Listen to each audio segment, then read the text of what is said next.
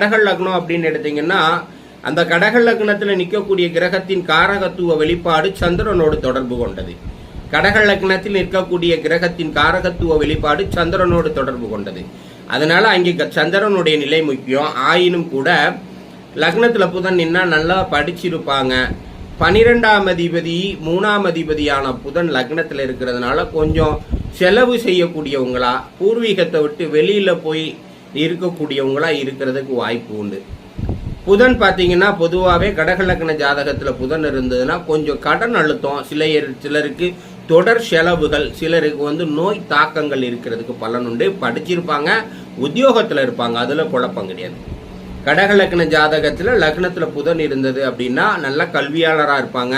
சிலர் நல்ல எழுதக்கூடிய தொழிலில் இருப்பாங்க. சிலர் ஐடி ஒர்க்கில் இருப்பாங்க. சிலர் பார்த்தீங்கன்னா பணம் கொடுக்கல் வாங்க தொழிலில் இருப்பாங்க. இது எல்லாமே யோகம்தான். தசாபுக்தி ரீதியாக போனீங்க அப்படின்னா சிலருக்கு கடன் அழுத்தம், தசை வந்தா கடன் அழுத்தம் வர்றது. வாழ்க்கையில் பெரும்பாலும் பார்த்தீங்க அப்படின்னா வரவை விட செலவு அதிகமாக இருக்கிறது. இது மாதிரி விஷயங்களுக்கு பலன் உண்டு. பூர்வீகத்திலிருந்து வெளியில போய் வாழக்கூடிய தன்மைகளையும் கடக லக்ன ஜாதகத்தில் லக்னத்தில் புதன் இருந்தால் எடுத்துச்சு.